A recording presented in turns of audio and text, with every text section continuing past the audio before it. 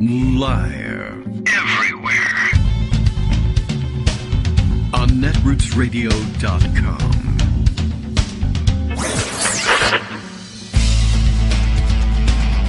David Waldman. Kagro. In the morning. Now, here's David Waldman. Hey, good morning, everybody. Wow, why'd that take me so long to get on the air? I don't know. Nothing was wrong with the button today, too. I just had this pause at the last second. Big breath! And good morning, everybody. How are you today? It's Wednesday, May 22nd, 2024. Time for another show. Not that I appear to be physically ready for it, but Greg Dworkin is. He's already preparing his raft of stories, and it's been a while since he's been on the air. As a matter of fact, the defense and prosecution both have rested their cases, or their case in chief anyway, in the Donald Trump trial taking place in New York. Exciting day yesterday. The closing arguments still to come, but today is Wednesday, and so no court session today in the case. And as I understand it, I don't know whether the circumstances changed or whether the judge did or didn't expect the defense to actually rest yesterday, but it sounds like with the big holiday weekend coming up, it's a big break for the jury. They get to go home and ponder these things and relax for a little bit and then come back on, I guess, Tuesday. And then off again on Wednesday? Is that what's going to happen? Is that what their schedule is going to be like? I'm sure they're not open on Monday. Maybe they won't come back until after Wednesday. I don't even know what the schedule is. But closing arguments there, I don't think that'll take more than a day or so for both sides to present. But I mean, sometimes in an extraordinary case, it will take a very long time, but I don't know. Closing arguments pretty much sum things up and move pretty quickly, and then into jury deliberations, and then after that, Donald Trump is guilty on all charges. I don't know. I'm just going to take a stab at how this is going to go. Apparently, lousy day for the prosecution, or rather the defense yesterday, as they put on a case in about a day, and it was, I guess, marked by putting Robert Costello on the stand, and Costello fought with the judge, and then I just happened to catch a video clip of Andrea Mitchell, who ordinarily I wouldn't necessarily turn to for analysis and all of this, and it wasn't all that well presented, I must admit, but she seemed to be really taken aback, was really, I thought, I don't know, almost as if she didn't know how to file the report. She was really hesitant about things, maybe she was reporting off the cuff and didn't have a prepared script or anything to go from. And anyway, she seemed just astonished at how badly Costello had performed on the stand and how he had been taken apart by the prosecution's cross-examination. So, seems like they really wound up on a high note over on the defense side. They don't have much to work with. Anyway, so with that done, that's good news. Pretty soon, I don't think it's going to take the jury very long to get to a verdict, but they might drag things out to the end of the week or something and get a couple extra days of stipend and free lunches. It's not a lot of stipend. It's not worth holding out for, but you kind of get used to things after a while. And this trial's been going on, 6 weeks? So we'll see. Anyway, in the meantime, I also learn through social media discussion, etc., not that I was watching the news or anything. I don't do that. That Donald Trump is fairly convinced that Joe Biden came to kill him down at Mar-a-Lago when Joe Biden himself, came down to conduct the search of the Mar-a-Lago sex dungeon, looking, of course, for the stolen nuclear secrets documents that Donald Trump decided that he was going to keep with him after leaving the White House. And, of course, you will have heard by now many times about the huge amount of deference that the FBI paid to Trump in conducting this search. Not only, of course, inviting him several times to simply return the documents and avoid the search, or even have his own lawyers search the premises and turn over everything that was improperly being stored with Trump. And neither of those options worked. So they conducted their own search, about which they notified him ahead of time. They coordinated with his Secret Service detail. They even managed to conduct the search, to wait and coordinate and conduct the search while Trump was known to be away from Pervalago and lodging elsewhere. I don't know where. I can't remember where he was. Was he up in Trump Tower at the time? And they even agreed to a different dress code in conducting their search, that they would come in business suits rather than the, I guess, traditional television drama FBI windbreakers during their raid. So, and it wasn't even a raid. Something he refers to as a raid. Anyway, apparently this all stems back to the language of the search warrant, which I believe is probably boilerplate stuff, in which, when making your application, you ask, of course, not only for the right to search, but the right to, use force if you are resisted in the service of this search warrant, including the use of deadly force, which is just sort of one of those things that you tend to assume that when the police are barging in and taking over and taking things and taking physical possession of things, people, what have you, during a search, that's just going to happen. And if you stand in the way and threaten them with deadly force, they will respond in kind. But they have, I guess, seized on this and are now out there circulating fundraising letters and making speeches on behalf of the dear leader when they visit up in New York, that he was the object of an assassination attempt. I think the email or the fundraising email that's being circulated from the Trump team is that Biden came locked and loaded to take him out, which, really wouldn't have worked out at all since he was already out. He was away from the premises. There wasn't much you could have done, but I don't know. It's an interesting story. It's something that he's up to. I'm a little disappointed that there was apparently an attempt to take the life of Donald Trump, and it didn't come to fruition for whatever reason, but I guess that's probably because it never existed in the first place. But leave it to Trump to, lie his ass off in pursuit of some extra cash. That's not at all unusual. So, okay, that's kind of where we stand on morning chatter. Greg Dworkin has been rounding up stories, and he was rounding up stories for Monday and then said, forget it. I'll wait until Wednesday, so there ought to be a lot of them. Good morning, Greg. How you doing? Good morning. Welcome So back. there is a lot of them. See, I knew it. I don't know. That was not hard to guess. There's usually a lot of them anyway. Okay, all right. Well, thanks for playing. I'll see you on Wednesday. Yes, right. Wait, hold on a second. My breakfast has just arrived. You can't leave. I can't leave yet. So since you started with the trial, I think I'll do a little bit on the trial. I mean, there's a lot of different things we can do, and we'll hit on some of them. But like the Third Reich, Fourth Reich, Fifth Reich. Right. Any Reich, really. Any Reich. We could do the Reich Joe Biden Krispies. uses BDF on Donald Trump down in Mar-a-Lago. Yeah. BDF stands for What is it? Boilerplate Deadly Force. Oh. Because the boilerplate was like, that's always in there just in case somebody resists and try to shoot you. That's all. Yeah, all right. It's in every single one. And Yeah, that's what I interestingly, it came to my attention because Marjorie Taylor Greene tweeted out that Joe Biden's trying to kill Donald Trump. There's proof. Oh, my God, this is what happened. So? And I thought, there's a major difference between Donald Trump and Marjorie Taylor Greene, even though they try to be on the same page. With Donald Trump, it's really important to highlight the stuff he does because he's running for president. You don't want him there. And Matt Robeson wrote this really lovely piece, which I have in the Pundit Roundup, about the reason that it's frustrating to watch low information voters not take Trump as seriously as we do.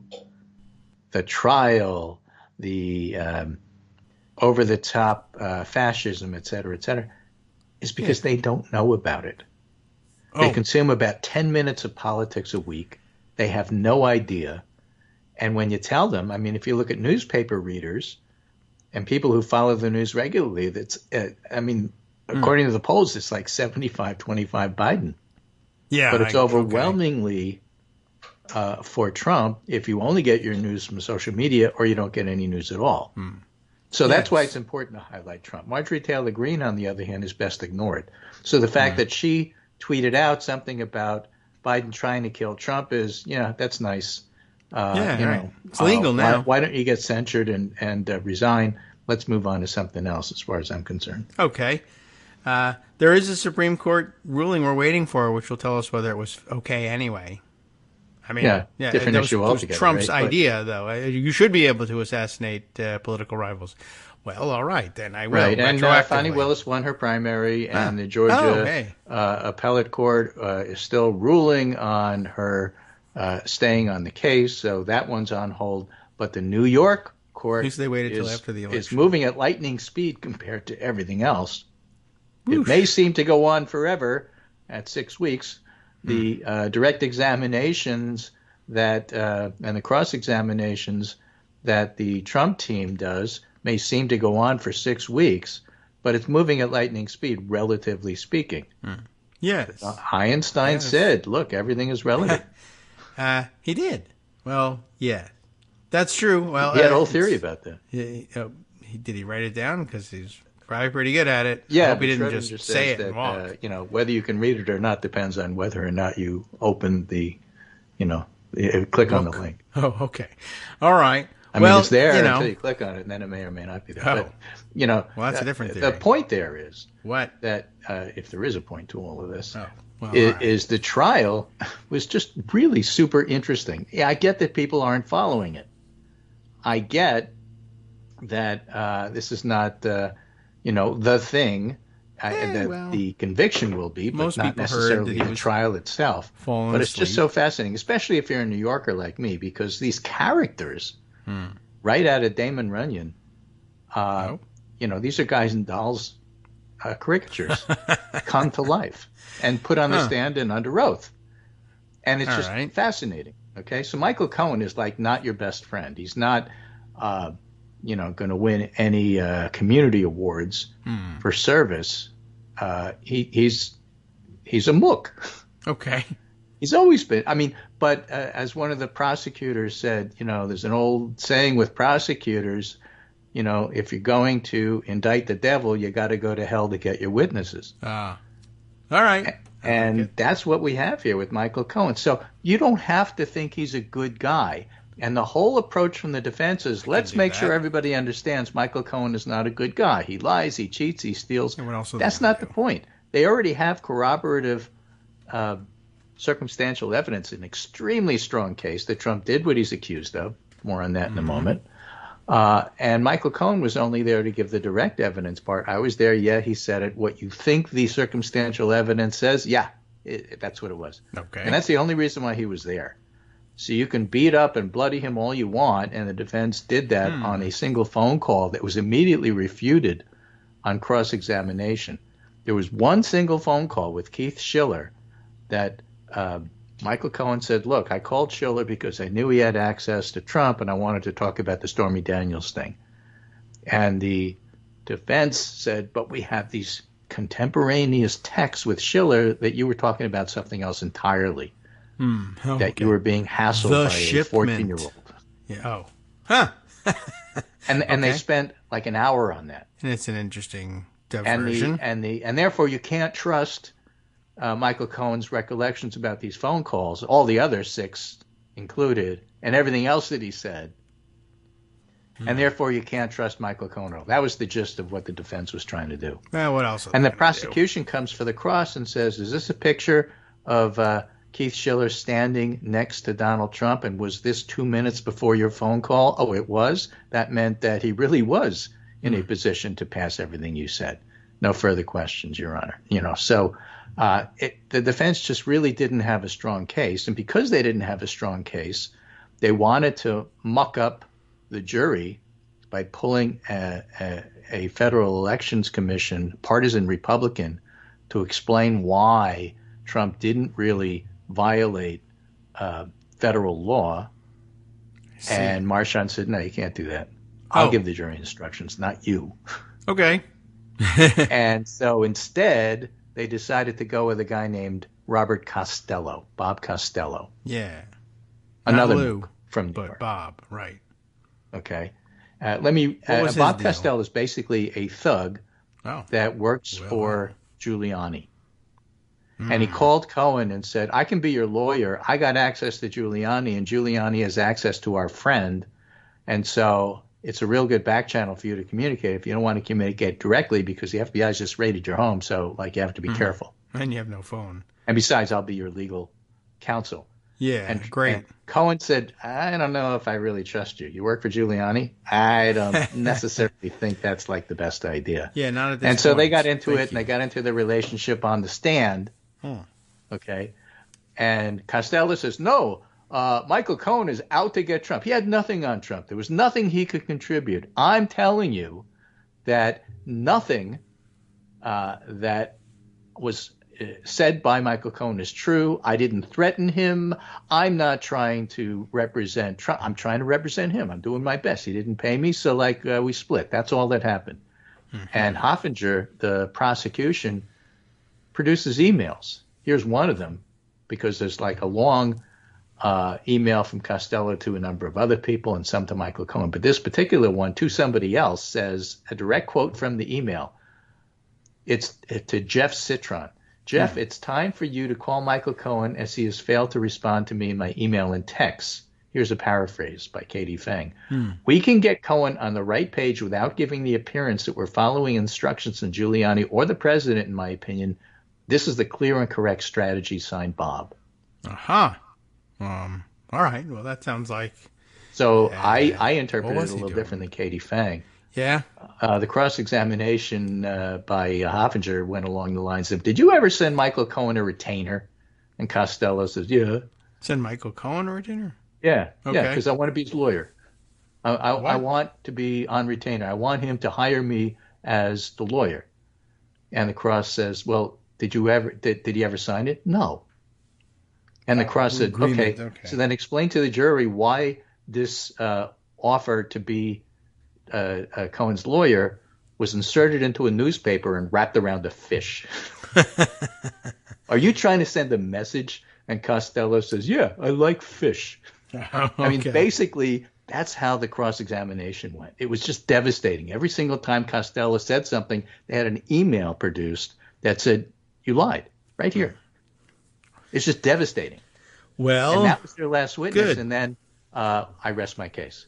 It was just incredible. It's like, how do you not got to come up with somebody else?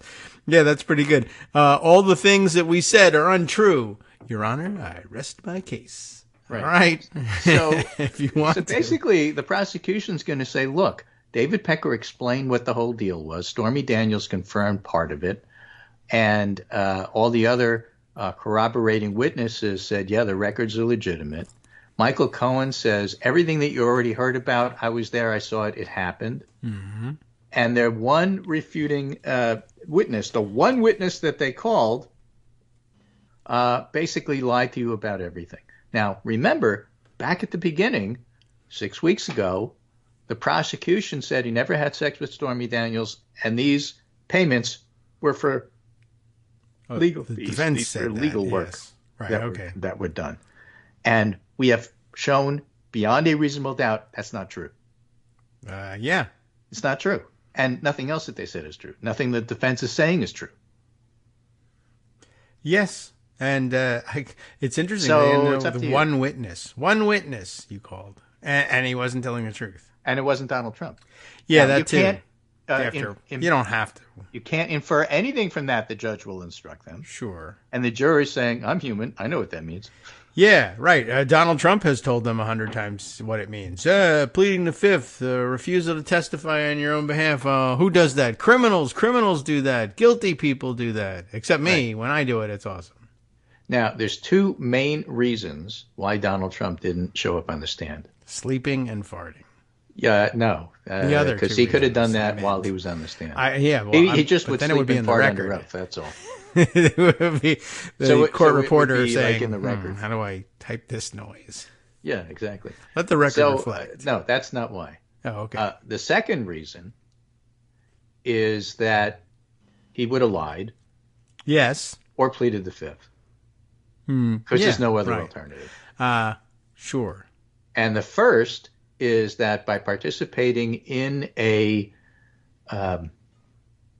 testifying situation to the judge, not only is he subordinate, but that implicitly validates the ability and right of the court to ask him questions. Yeah, and there was just no frickin' way he was going to do that. His whole approach is, this is an invalid trial. I don't have to. They're making me, but I don't have to really participate. Yeah. So there's no way that he would participate, because that basically validates the whole structure of American law, the Constitution, and jurisprudence, and he's not going to do it. Right. And he didn't really know, care, or understand that when in the opening moments of the trial and just before he bragged, "Oh, of course, I'll straighten everything out." He was braggadocio as usual. And then, of course, lots of reasons. One, you're hanging yourself, and two, you're just not cut out for this idea of validating this process. Right. It's not All going to you've work. shown is that you hire people like Michael Cohen and Bob Costello, Yeah. who was once your lawyer too, and according to the emails, remained your lawyer.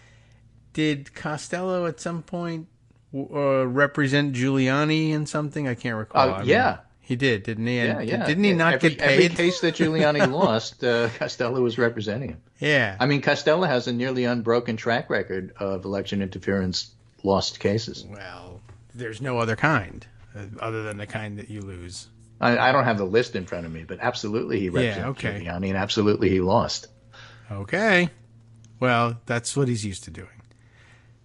I want to say it was the defamation case, but I don't know that for a fact. Okay. Well, I'm certain that there are plenty. I was wondering whether he with is... the two Georgia, ladies, but I don't have that in front of me. Mm-hmm. So I don't want to give our listeners false information that you can correct later and say it was your fault. Okay, I will give them false information when it's and my then tell turn. them it was my fault, right? Yeah, after you leave. That's why both of us are on the show. Yes. By the way, it's called plausible deniability. It is the case that I was like, well, Robert Costello, we just talked about him, I'm pretty sure, but people get crossed up about these things. Now, Giuliani still owes him $1.5 million in legal fees. Giuliani is being sued by Costello right now. Yeah. And Costello shows up to, no honor among thieves. So, I mean, the whole point, you can't introduce that into the trial, I don't think. But if you could, the point is that these are the people Trump hired. You, the jury, have to decide whether the whole thing that we sketched out for you is plausible. Mm-hmm. Now, there's another piece. You said, David Waldman said, jury shouldn't take all that long. Well, they have to take a long time. They do? Well, relatively speaking.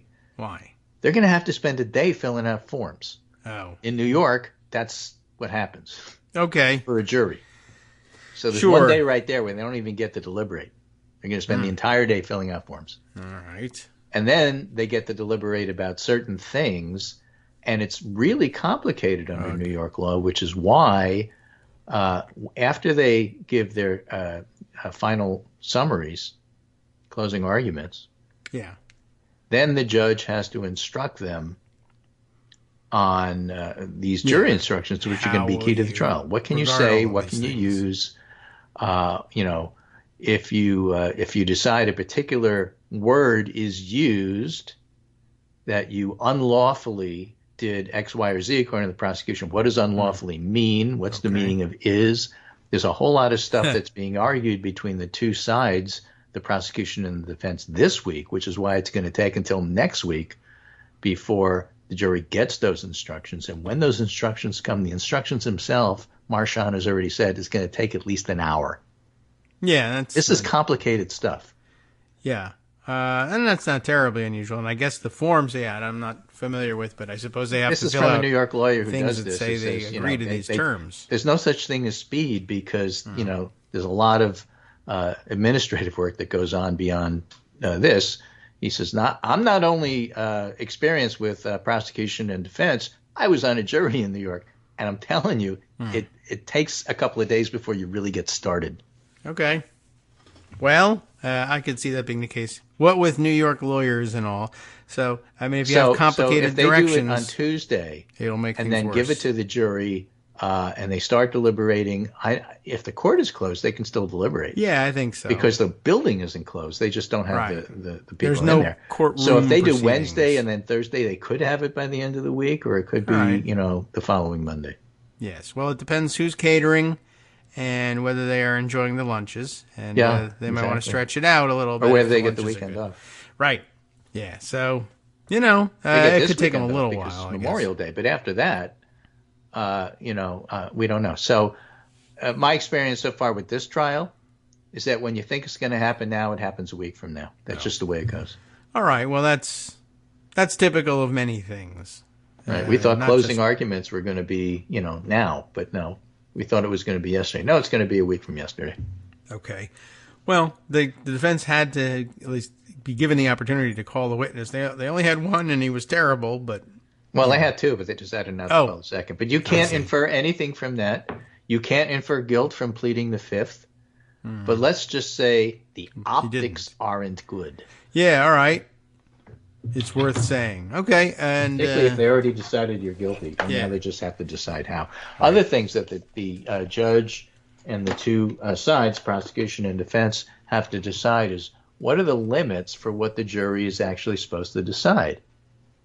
Like, innocent or guilty, misdemeanor. Does the jury have to be unanimous in what the second crime was? Because remember, it's a misdemeanor that was done to hide a misdemeanor. And there's three possible misdemeanors that could be brought up. And this is what they're going to hash out now. Is it New York election law, which I think it is? Is it tax law? Or is it because Michael Cohen's taxes were played with, and that's how come his money went up to $420,000 from $130,000 bill? Or is it federal election law? Which I don't think it is, because that's just too complicated. And does New York really have the right to try somebody under federal law? So I think it's going to be state, and we'll see. And that's always the answer. Okay. The right answer is always B. We'll just have to wait and see. Well, if they haven't worked that out already, that could be a lengthy process, which is a mistake, because the jury's sitting there thinking about the case already. But, okay, they must have known this was going to happen. We'll be right back to discuss more after this. Hi, I'm Scott Anderson, the guy that writes the daily summary for this show, Kagro in the Morning. Thank you to everyone that supports this show. Many of you send donations through PayPal, Patreon, Square Cash, Radio Public, and so on. Some of you write your own essays and send them in, or read articles with your own commentary. We appreciate it. Now, some of you are listening to this and thinking, I'd like to help, but isn't there something I could do that wouldn't require money or effort? Why, yes, there is. You can just like us. On Daily Kos, they call it the recommend button. YouTube has a thumbs up. There are hearts and likes and love buttons. Tap our love button. Tap our love button every day. Share our shows and summaries on Facebook and Twitter, YouTube and iTunes, Stitcher and Amazon. Most of these places allow you to write a review, so a sentence or two would be great. Recommend us to social media, or tell your friends to listen to the show. You aren't just helping us, you're helping them find their new favorite thing to listen to. You could change the world. So thank you in advance from me and everybody else in the world.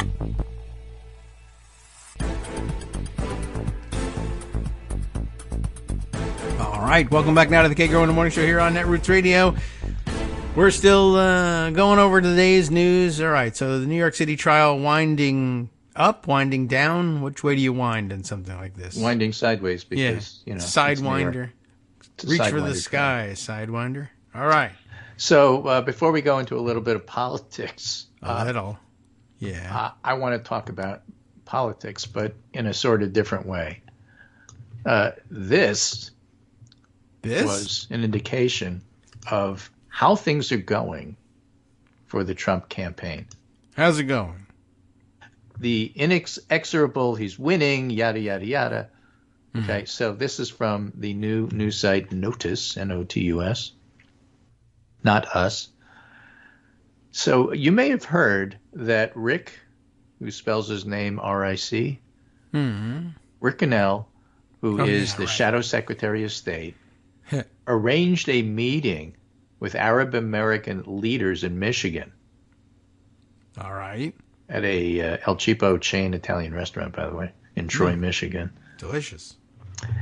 And this is Italian. And this was, the Trump campaign is going to try to make inroads with Arab American leaders and see if, he could attract support.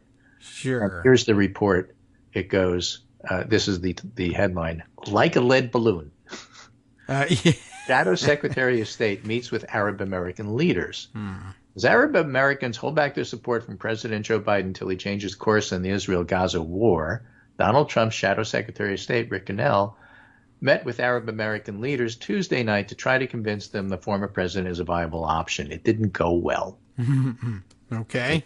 Without reading the whole thing, let me just give you the abbreviated example. Now, it turns out, I don't know if you knew this. I don't. But Tiffany Trump, one of Trump's daughters, not the famous one, the other one, is married. Yes, I think I knew that, sort of. She's married to a Brit who was born in Lebanon and grew up in Nigeria. Okay. His name is Michael Boulos, Boulos, and he was there. He was at the meeting? His father, Mossad Boulos, by the way, is a billionaire. Mossad. A bunch of businesses in Nigeria and elsewhere. Allegedly. Industry parts and such and so forth. I thought it was email scamming. That's the important thing. Okay. I'm not saying that's why Tiffany married him. I'm just saying he has money. And so, not the only person in the world with money who has money and therefore that thinks that makes him really smart. Oh, yeah. Well. Michael Boulos comes to this dinner and repeats a comment from Trump's other son-in-law, Jared Kushner, who said in March that Israel should remove Palestinians from the valuable waterfront property in Gaza. And he tells that at this dinner. And then 8 foot for dinner. What was it? What kind of balloon? Lead? Yeah. Balloon. What? Okay.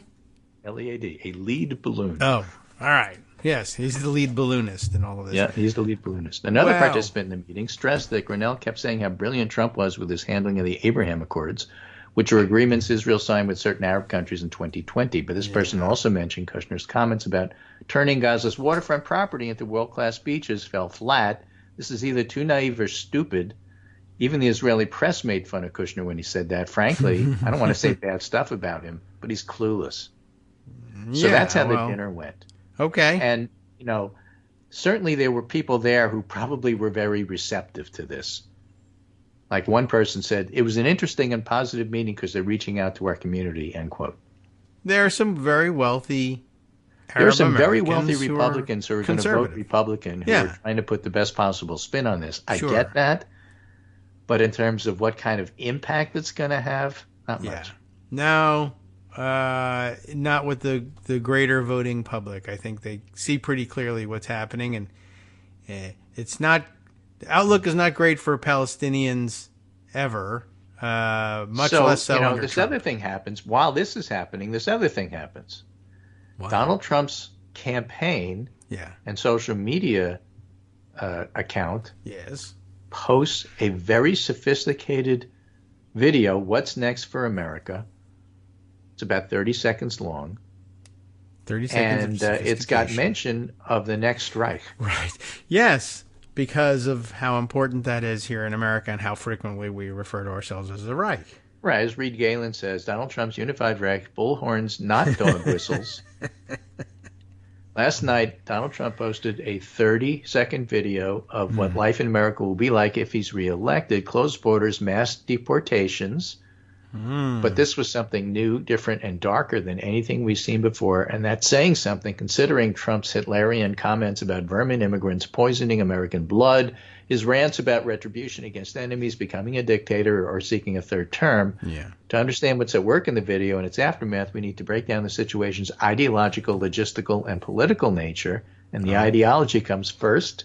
The use of the word Reich in the video is no accident. Depending on your perspective, its inclusion is either an Easter egg to neo-Nazis or the starting gun for Trump's most fervent and fanatical followers. We're 4 years from Trump's stand back and stand by, but this is, the same thing, only worse. So let's start with how the video got made. Over the years, Trump's and MAGA-aligned ad makers have been mocked and criticized for using images of Russian troops or European fighter aircraft. That's incompetence, but it's understandable that a young editor looking for stock military footage would grab whatever they found. But that's not what happened here. This was no lazy editor. Each word and image was chosen for a specific purpose to speak to a particular part of Trump's base. We should not for one moment believe the ad was made by a random social account. First of all, there's only two people that are allowed to post this Trump social account, Dan Scavino and Donald Trump, and Scavino's got to get permission for like the big stuff. This is like the Michael Cohen thing. Did Cohen make that payment without Trump knowing about it? Well, there's no emails because Trump doesn't do emails, but yes. Did this get posted without Trump knowing about it? Well, Scavino doesn't have an email, but Scavino doesn't do stuff like this without checking with Trump, so yes. Okay. We should not for one moment believe the ad was made by a random social account. The messaging is too on point. The production value is too high. It's easier to create an ad than ever before, but inherent talent and skill are necessary and at work here. This is a guy who used to work in Republican campaigns, so he's not just making it up. Aside from Trump himself, the only person who has access and can post is Dan Scavino. And to recall, Scavino started as a caddy at one of Trump's golf courses. After Trump's loss in 2020, Scavino is quoted by Jenna Ellis as saying, he said to me, we don't care. We're not leaving. Oh, awesome. We can and should take the logical step of assuming if Scavino was telling people Trump had no intention of leaving, it's because he heard it from the boneless chicken wing himself. Okay. All right. Yes. And then as to politics, Reed Galen, the ex-Republican, says, forget about the polls. Donald Trump is in dire electoral straits, regardless of what national and state polling says. This coalition is smaller, older, whiter, more male, more extreme.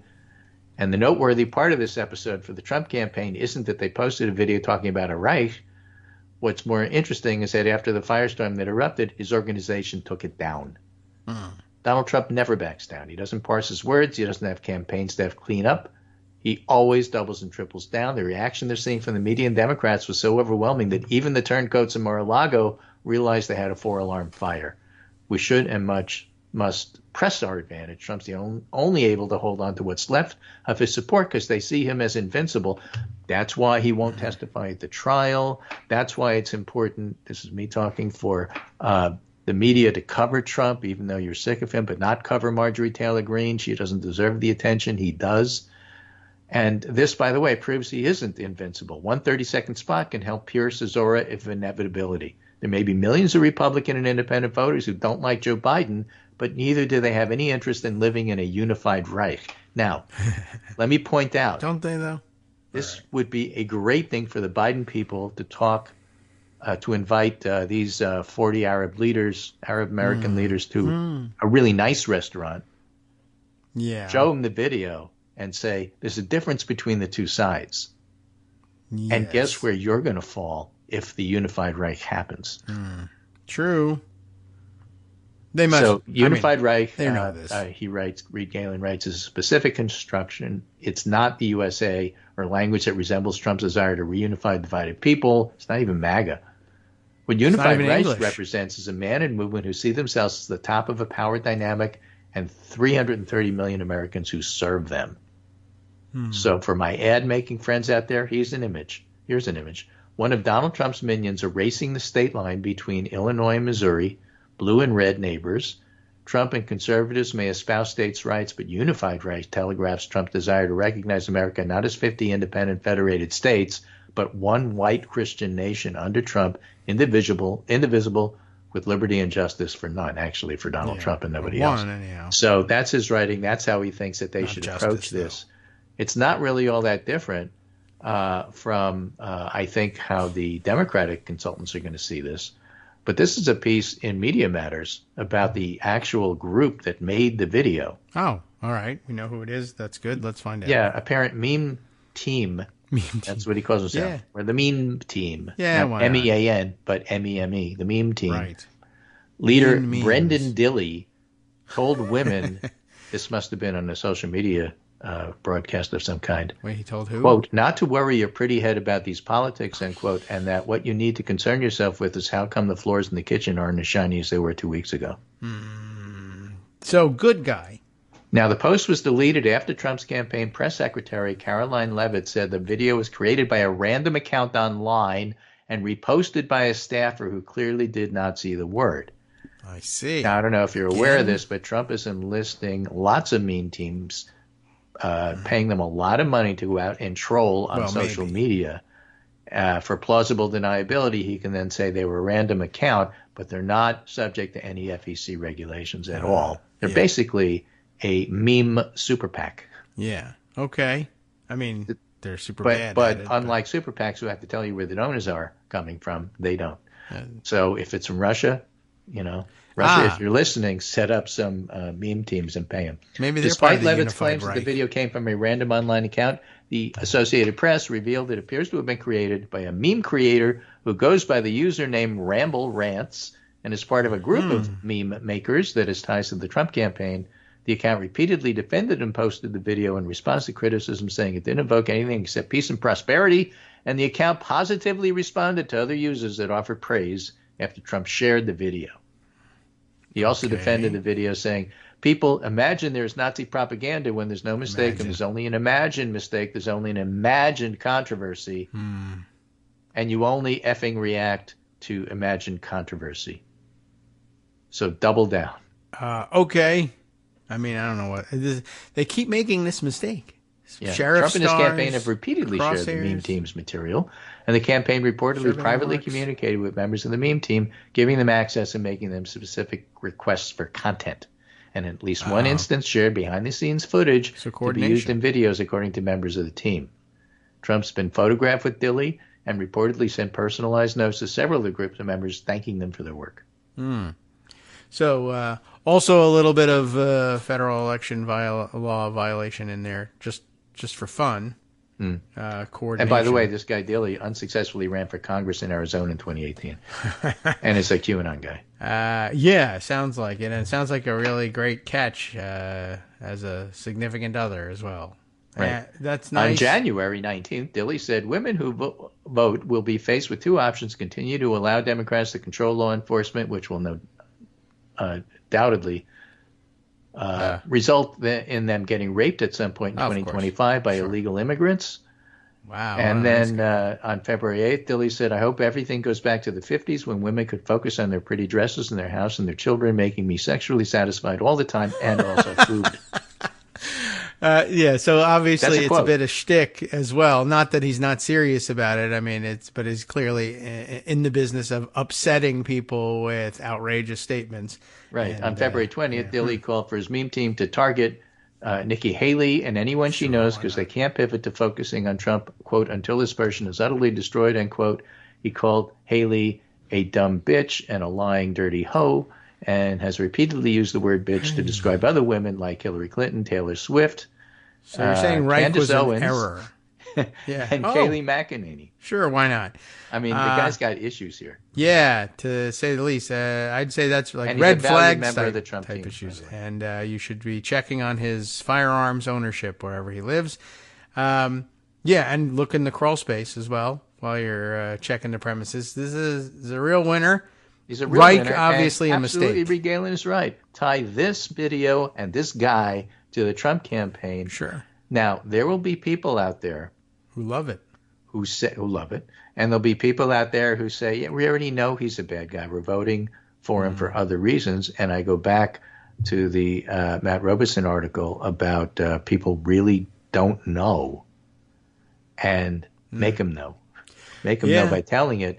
The Biden campaign has highlighted the outrageous things that Trump did with this video in terms of invoking Reich as anything whatsoever that you would ever associate with a campaign. Yeah. Trump also had an issue in which he was interviewed by a local, I think, I don't know where. It's a K in the call letters, so maybe Arizona. West. But it was maybe Michigan. Oh. The question was K? about how do you feel about contraception? Oh, yeah. And Trump said, well, it's terrible. We're coming out with a policy, and you'll find it very interesting, but I think this should be led to the states, and states will have different responses to different issues. And then he had to walk that back, too, and said he denied saying anything about contraception, even though that was the question. What are you talking about? Yeah, I laughed. So the point not is he because does it's back not down serious, when you highlight stuff. Yeah, And the Biden okay. campaign hit him on that as well. Good. The laughter was about the part I remember about his comment was, well, that he'll be coming out with a plan on it very soon, 2 weeks.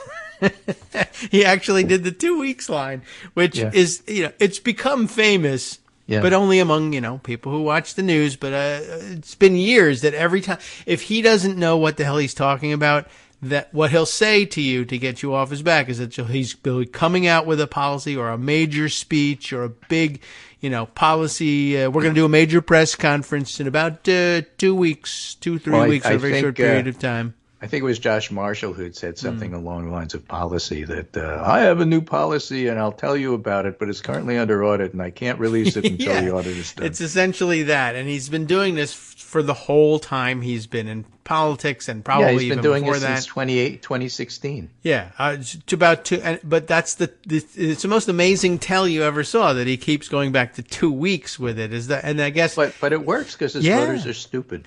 Well, and of course people criticizing the newspapers for not following up. Although I did see some other people pointing out. Look, he said, look, you don't need to know when the policy's coming out. You need to know that he said he doesn't know. All you need to know is I have a policy. Yeah. And it's about taking away your contraception. Said, right there on TV, he said he had a policy. You're lying when he says he doesn't have a policy. He said he has a policy. Yeah, sure. All right. Those are his words. That's a quote. I have a policy. Yeah. And the problem with this particular instance is that having a policy on people's contraception, well, that's not actually something most people are interested in the president having a policy on. It's get the F out of here.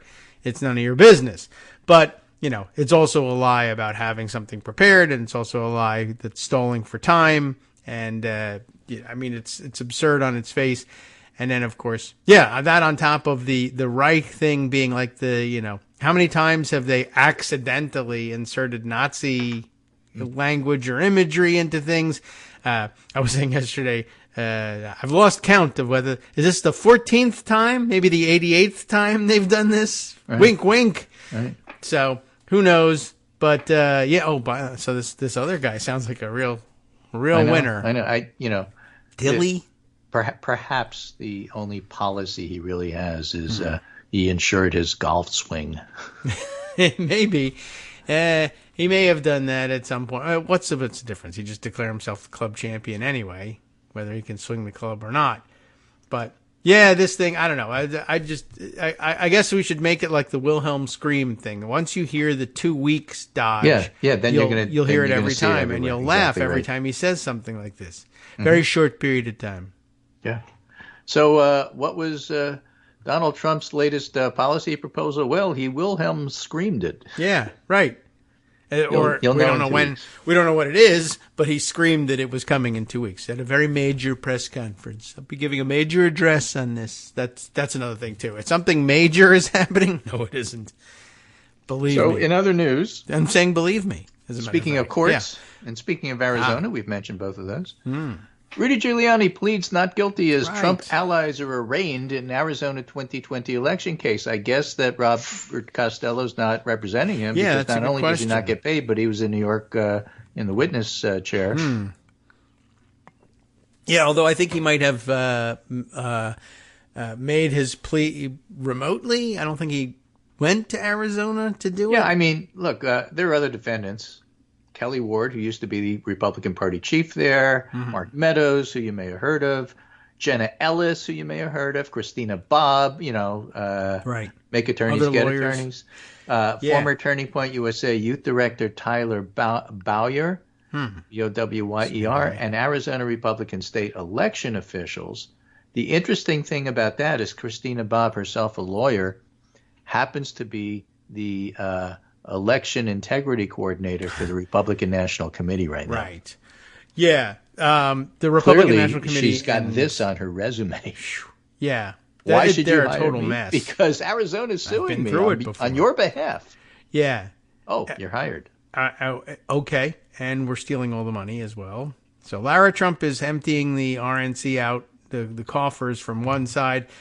Christina Bobb, the election integrity official who's being arrested in several states for violating election integrity. And, also rehiring all of the dirtiest players of the years past. We heard, Paul Manafort came back on board, then went back off board, I guess, but he did that in 2016 too, so who knows. And Corey Lewandowski back on the team as well. So, yeah, I guess, do we have to wait and see whether Brad Parscale is working or not? Or Yeah, I don't know. Or Corey Lewandowski. Yeah, well, he's back. Yeah, I saw that yesterday. He's going to be the convention manager guy, which is what because Manafort used to got, be. pushed out, I suppose. Well, yeah, wink, wink. I don't know whether he's pushed out or not, but he was never in the first time. I remember this is the guy who I'm was not being officially unpaid. doing anything. I'll I'm just unpaid. do it through Corey Lewandowski. Yeah, I'm being paid not by you. I'm unpaid by you. I'm paid by Russians instead, and maybe that, by the way, is But part if you of have the any Unified concerns Reich. about Corey Lewandowski, don't worry about it, said Manafort. I won't be dating him. I guess so. All right. Well, and that don't forget that as the VP situation plays itself out, Corey Lewandowski, who will be managing part of the campaign, is also alleged to have had an affair along the way with one of the contestants for the VP slot. So I don't know whether that, weighs in her favor or not. I wish he would stop spreading rumors about Tim Scott. He's very anxious to serve. Yeah. What can I tell you? And, very anxious to have a girlfriend. Yes, because that is very normal and totally regular person thing of him to do. It's just how American he is.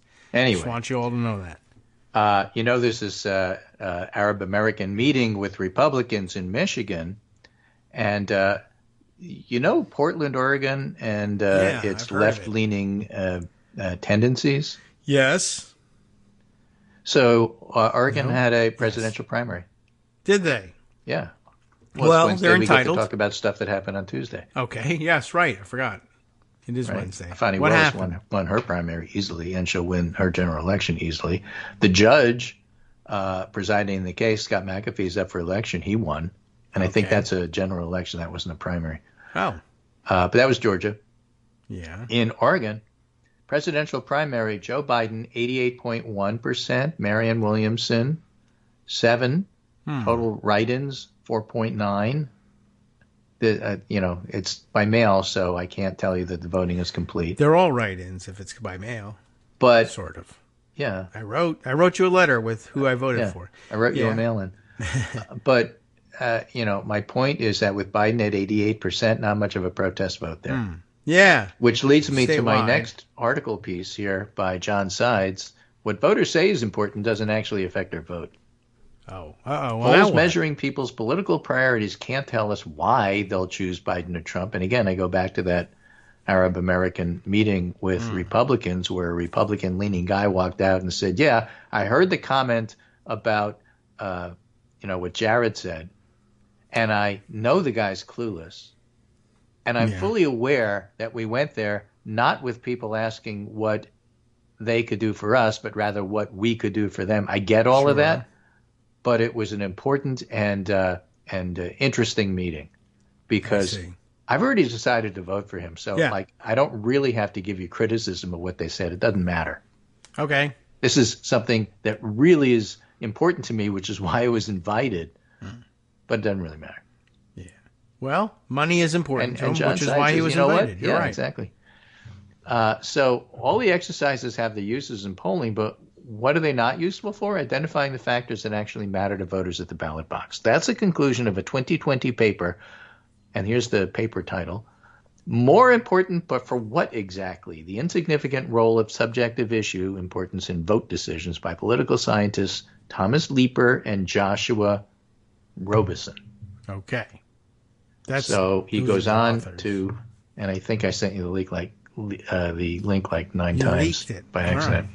Oh. Leeper and Robeson have two key pieces of evidence. First, they look at 7 national election studies in the U.S. between 1980 and 2008, each of which asked voters' positions on a bunch of issues, how personally important each issue was to them. The big question is whether the distance between voters' positions and the two candidates was a stronger predictor of how they voted if they said the issue was important to them. The answer, not really.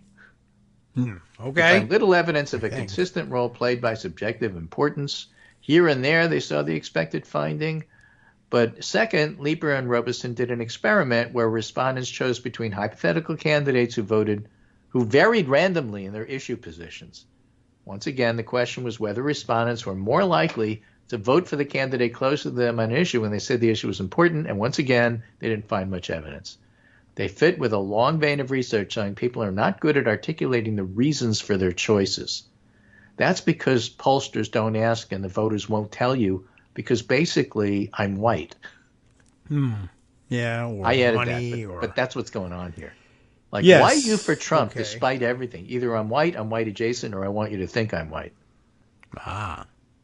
Yeah, there's a bit of that going around as well. Well, look, we saw it with Obama. Look at the reverse. Okay? In 2008, why were people so upset that Obama won? Why was there such a big backlash? It wasn't economic anxiety. That's why they elected him. Oh. That's interesting. Yeah, how come they never were credited with their economic anxiety? I'm just saying. Supported the actual newly elected president. Can I whisper economic reasons in the microphone because I don't want to alarm you? I think so. Right? Yeah. Don't tell anybody. They didn't like Obama because he was black. All right. I won't tell anyone. And I remember I've told you the story a number of times. I have a good friend who is like a neutral normie, and I told him this back in the day when Obama won. Yeah. And he said, "That's crazy." I said, "No, you'll see." And now he says, "Remember when you told me that?" I didn't get it then, but oh gosh, is that true? Look at Trump. Yeah. I don't know. I mean, did he think they were really concerned about his citizenship? Was that genuinely? You're going to read a lot of coverage this sides over the next several months about what truly matters to voters in 2024. A lot of this discussion will rely on polls that ask for people's subjective statements of their priorities. Sure. Biggest issue for me right now is Gaza. Yeah. Or abortion rights or inflation. Just don't assume these are the issues that will actually affect their choices on Election Day. Okay. I would argue with abortion rights, that's a little different than the others. That might be true. Inflation matters as well. Gaza, not so much. Yeah, I mean, certainly for some people. But yeah, I mean, compared to the number of people who are actually going to vote based on the abortion issue, a narrow slice, to say the least. Yeah, that might be the one issue people are telling the truth about, being their vote determinant. Okay, well, we got another day to go over more of this. No more elections today, but repercussions tomorrow.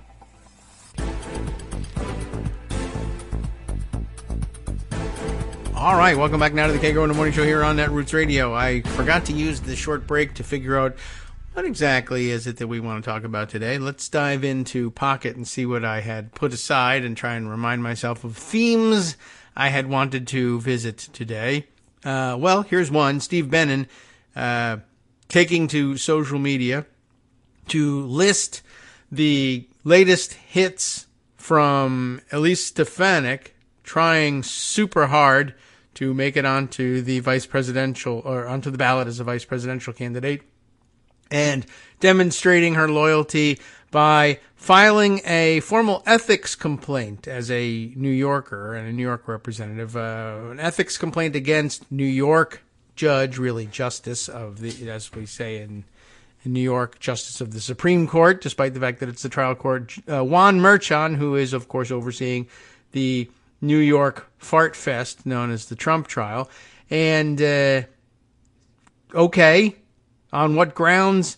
There are, some made up grounds. There was the issue of, I think, Justice Merchan's daughter, everybody's daughter. Arthur Engoron's daughter was doing something. Merchan, basically being New Yorkers and participating in politics as New Yorkers will do, and tending to have politics that disagreed with Donald Trump's. That's basically enough for an ethics complaint.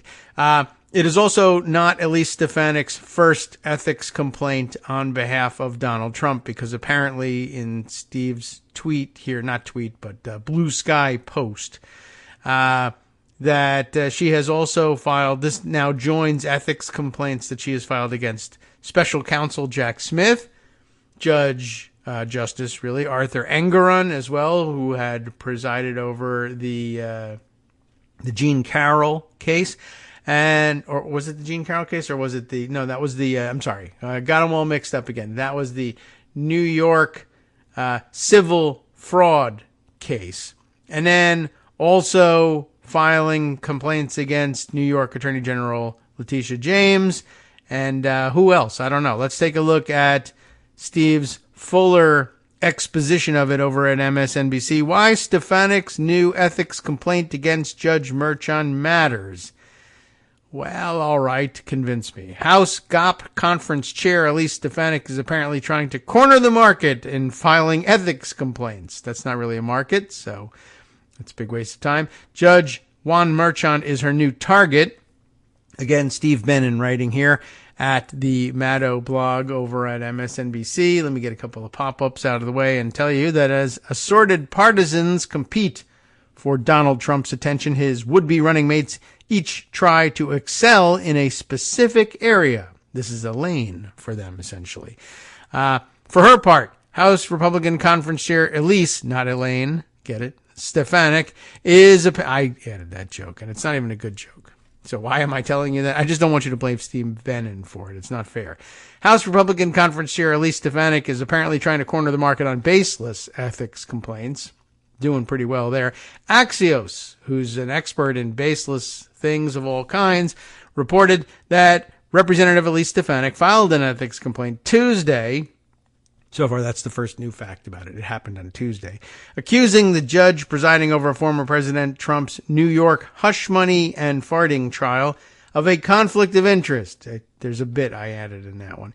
A conflict of interest. Axios has learned. I know, because we're reading Axios. The letter, outlining the ethics complaint is unlikely to have an immediate effect on the trial, but it's the latest chapter in Trump's allies attempting to defend the former president by lodging complaints against the judge and prosecutors involved in the case. Thanks, Axios. Well, now Steve Bannon adds that the Axios report has not been independently verified by MSNBC or NBC News, though the New York Congresswoman confirmed to the outlet that she believes Judge Juan Merchan has run afoul of state ethics laws. But, she believes a lot of wrong things, so you never know. The allegations are difficult to take seriously, but the point of this political gesture is not to present a compelling case to the New York State Commission on Judicial Conduct. Indeed, the commission's members aren't even in the intended audience for this complaint. Rather, this is about Stefanik trying to score cheap points with Per-Valago. Or more to the point, Stefanik is trying to score cheap points with Per-Valago again. It was, after all, just a few weeks ago when the House GOP conference chair filed an ethics complaint against special counsel Jack Smith, which came on the heels of the GOP lawmaker filing a formal complaint against New York Attorney General Letitia James over her fraud case against the former president, which came on the heels of Stefanik filing an ethics complaint against the judge overseeing Trump's civil fraud trial in New York and pressing the Justice Department to prosecute Michael Cohen, Trump's former fixer, ahead of his testimony in the former president's trial. For those keeping score, the New York Congresswoman has now filed formal ethics complaints against 4 key officials in the last 6 months. It's hard not to wonder if her office has some kind of a form letter in which names can simply be swapped out every time Stefanik wants to make Trump happy with a baseless gesture. I continue to believe, says Steve, that no one should want to be vice president this badly. But just as notably, it's unsettling to see a congressional leader engage in such tactics. We're talking about an episodic campaign in which Stefanik is targeting those who are engaged in administering justice, not because they've done anything wrong, but because they might play a role in holding one of her partisan allies accountable. So, object of some interest. Thought I would put it on the record anyway about how frequently she does these things. And, what can I tell you? She's actually just kind of lost her mind in all of this, but, blind ambition. I don't know how else you could describe it. I mentioned to you at the outset that there was a story that Trump is claiming that he was targeted for violence somehow during the search of Per-Valago to recover all of the stolen documents. Hannah Knowles wrote that up for the Washington Post under the headline, Trump email falsely says. Well, that's true. It is false. Says Biden was, quote, locked and loaded to, quote, take me out in Mar-a-Lago search.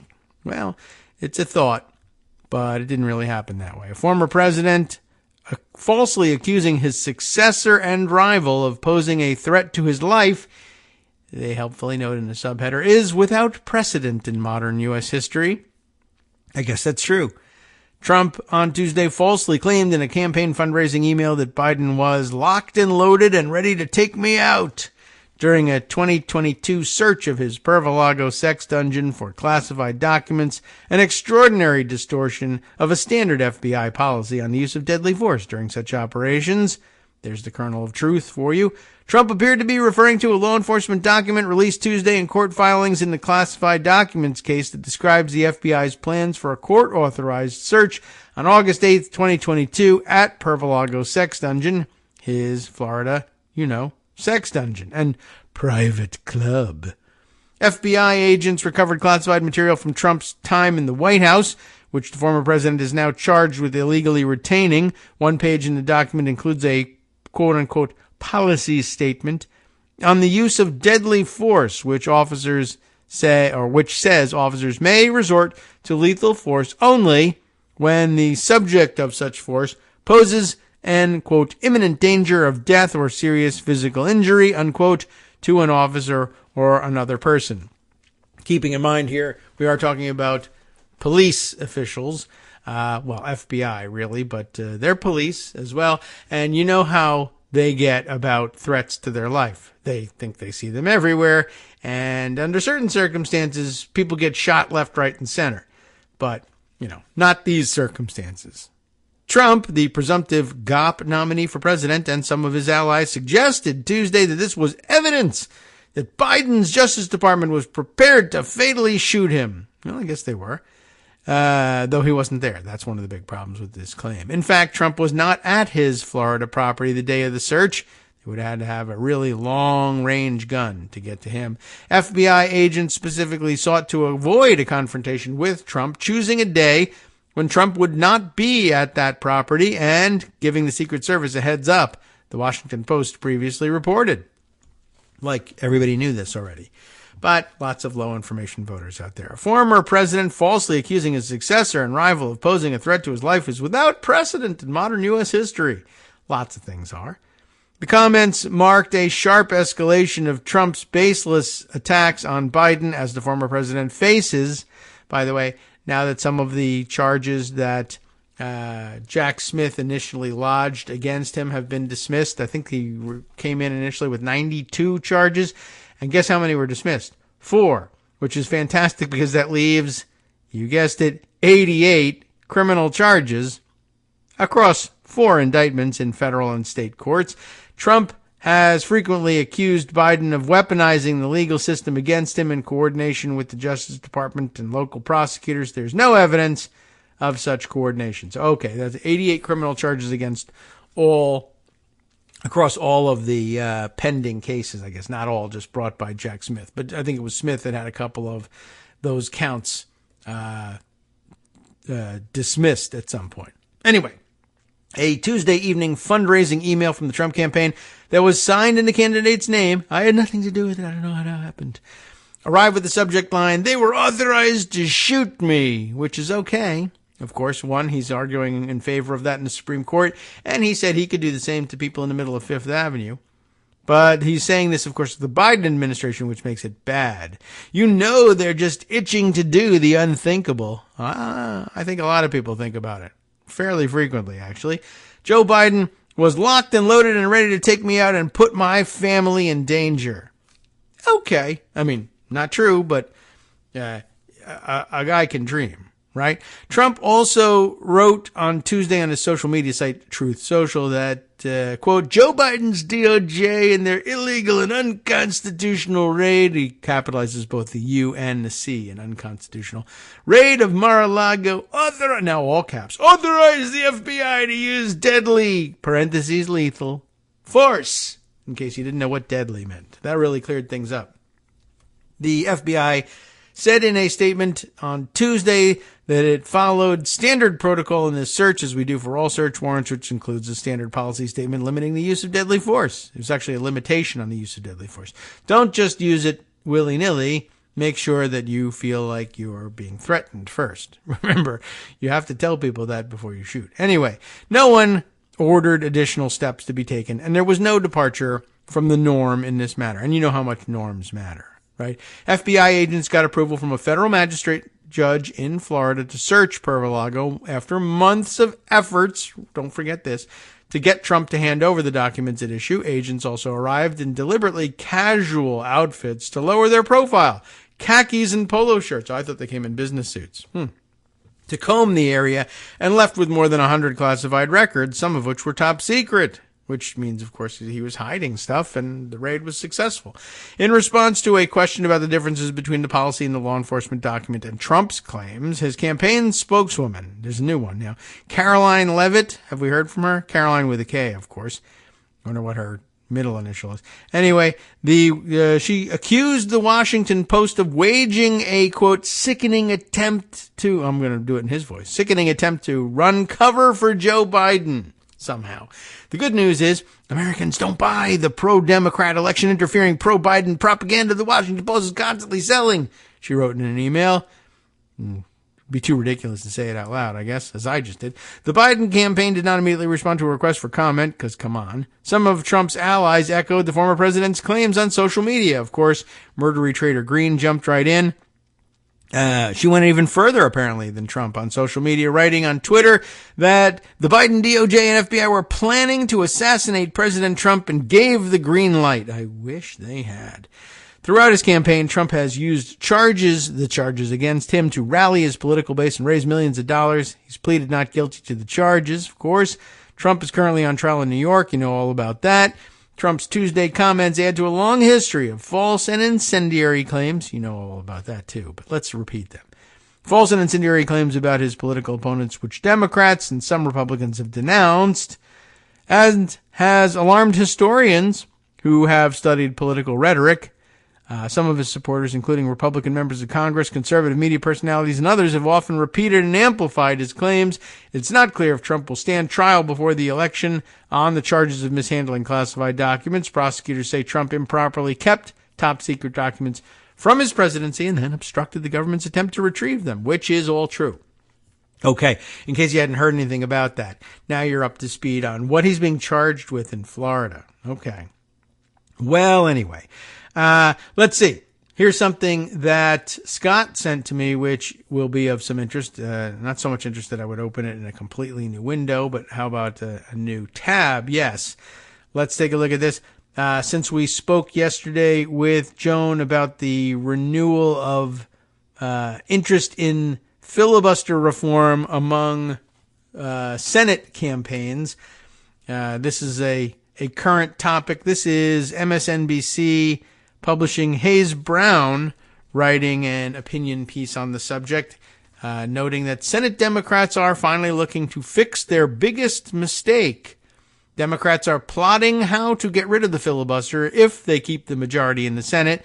That should still be the case even if they lose the White House. Essentially, Hayes Brown saying here, let's not fall back on the old position of, well, we need to retain the filibuster in order to frustrate Trump's agenda in the Senate.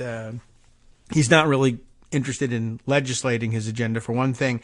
And for another, maybe the time has come to admit that this is the right thing to do, whether or not Trump is in the White House. Certainly, if we retain the majority, we should have the ability to act. And that is the most important thing, I guess, in this argument here. It goes like this. If Democrats can retain control of the Senate after this fall's elections, and that as of today is still a big if, the filibuster as we know it may finally be toast next year. Let's see, that would be 2025. I'm just thinking about how long we've been working on it. It was about late 2008 to early 2009 that this became obvious that this was a campaign we would have to organize. So 25 minus 10 would be 15, so 16 plus years worth of work behind this movement? Okay. Well, and of course, several periods of 15 to 20 year periods of time in previous years, leading up to the 1975 change, the first attempts at it in the 50s. It's been a long time coming. All right. A fraught history, the filibuster. Anyway, despite the 60-vote thresholds being anti-democratic, extra-constitutional, and antithetical to the founders' vision, it has taken years of hemming and hawing for Democrats to reach this point. With its potential demise, the country can finally start to get back on track, or at the very least, force our lawmakers to be honest about their vision for the future. Okay, why not? Let's see. I was wondering what he was referring to in his link for Democrats hemming and hawing. This is a piece from back in 2021 that he wrote called "Harry Reid Nearly Killed the Filibuster. Democrats Need to Finish the Job." Okay, just curious. Maybe I'll read that off the air at some point. In the last Congress, he continues, 2 Democratic senators stood in the way of filibuster reform, Joe Manchin and Kyrsten Sinema, the latter of whom switched to be an independent. They argued that the filibuster is a method of forcing bipartisanship on issues and that it encourages more debate between senators, neither of which holds water when you look at the history of the filibuster.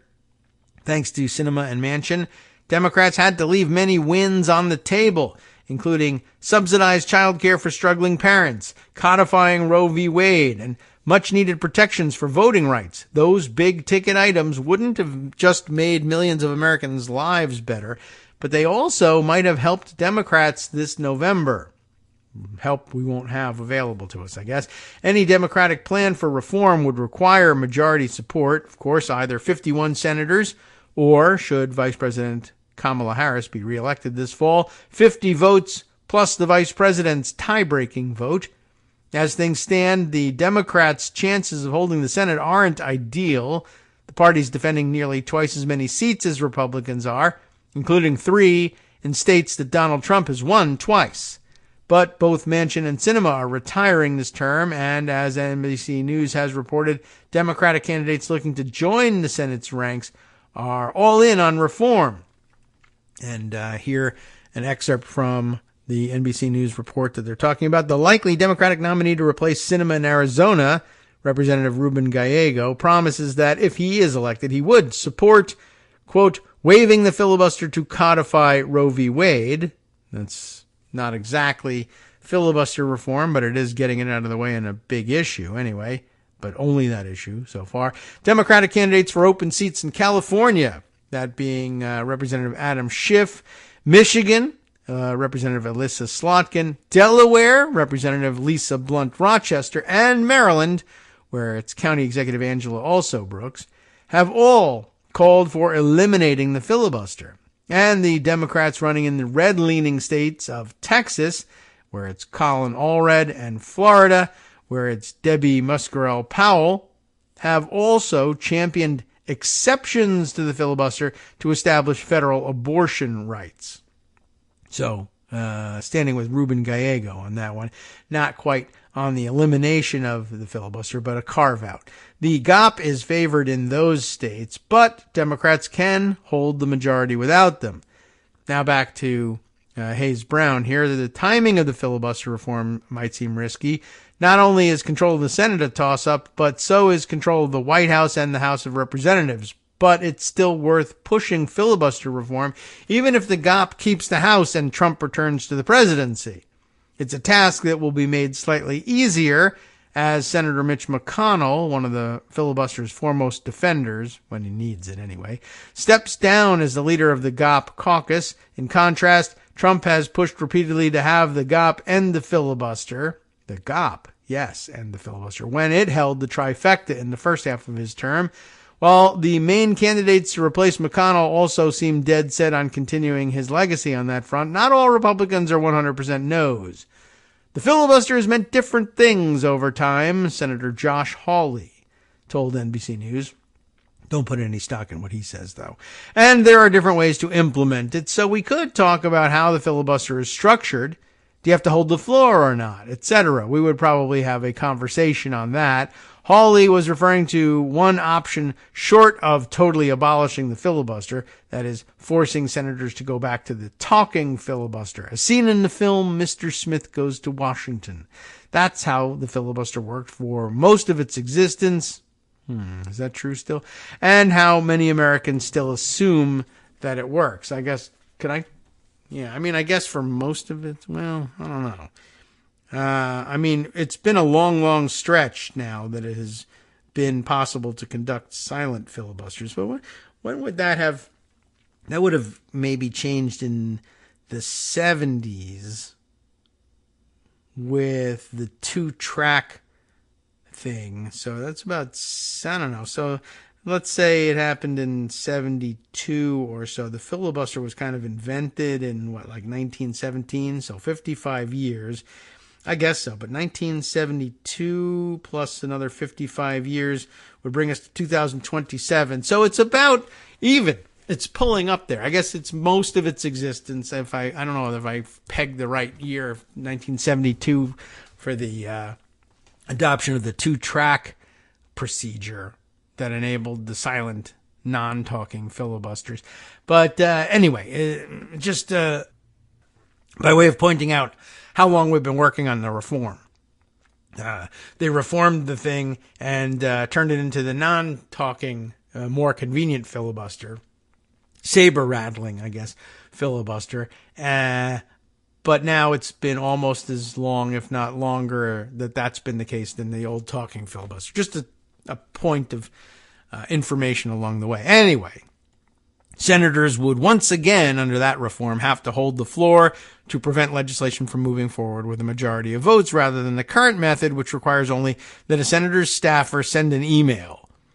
Shifting to a talking filibuster would at least show effort from the senators and willingness to stand up and argue for or against whatever bill is being voted on before allowing the majority's will to carry the day. Also, as I argued back in 2021, says Hayes Brown, the current version of the filibuster rule only helps Republicans. Democrats are far likelier to push for programs and policies that require new structures and funding. Meanwhile, the GOP, by and large, has abandoned legislating as a primary means of governing. Instead, Republicans rely on stacking the federal courts and otherwise handing over the reins to the White House. You don't have to take it from me.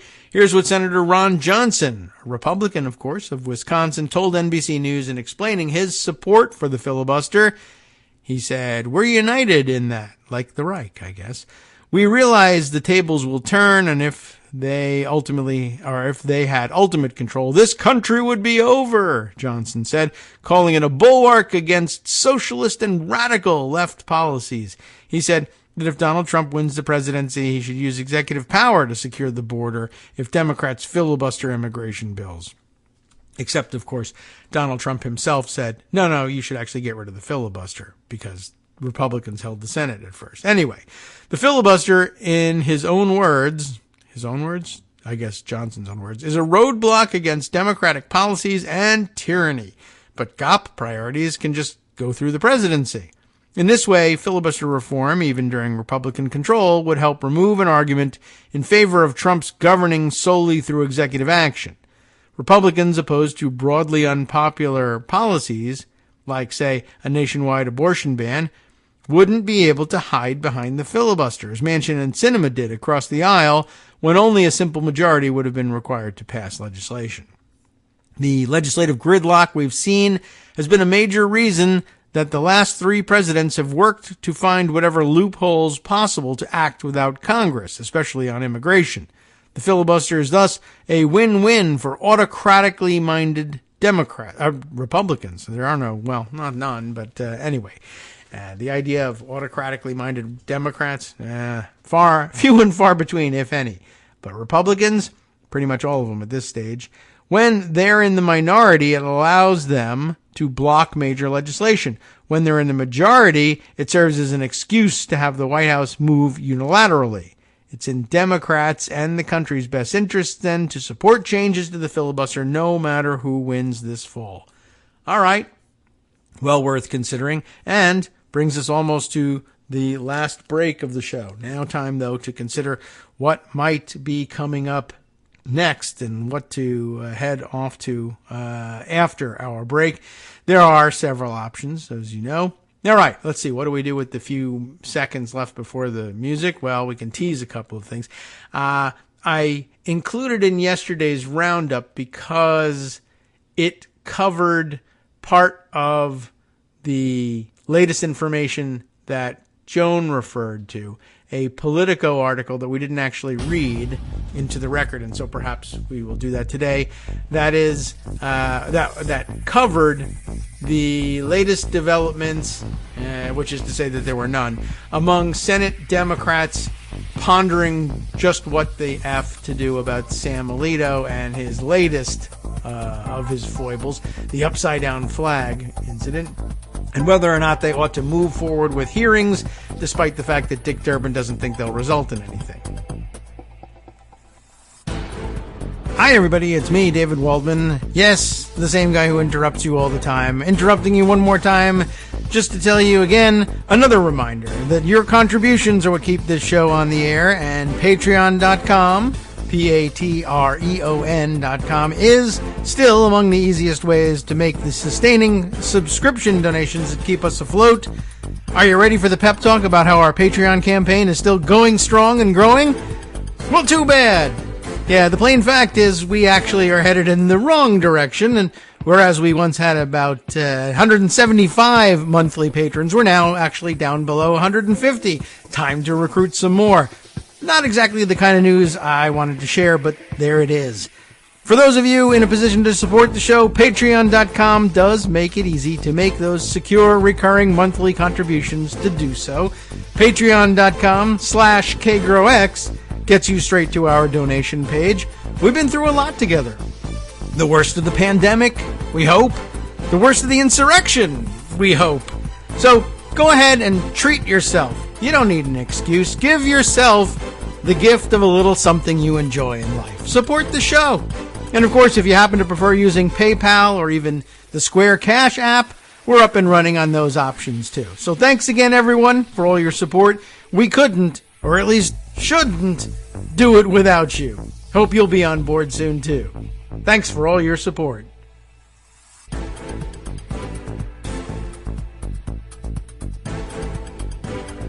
All right, welcome back now to the Kagro in the Morning Show here on Netroots Radio. Let's jump back into our discussion, although, as it happens, I've just seen, coincidentally, Hayes Brown reposted,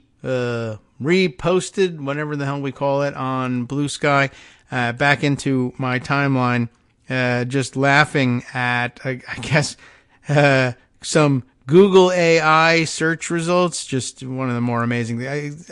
I've been avoiding reading all the stupid, egregious things that AI is telling people are true, but they just keep getting dumber and dumber. What is he saying here? LOL, he begins. Let's see. This is actually the first of these where I can see how the robot came to this very incorrect conclusion. It is the comment on a different user, Illumi. I don't think I know Illumi. Illumi, but Illumi, I guess, got a popular screenshot here asking the question, which U.S. president went to the University of Wisconsin at Madison? Which, I don't know. Did any of them? I don't know. But here's the answer. 13 U.S. presidents, it says, have attended UW-Madison, earning 59 degrees in total.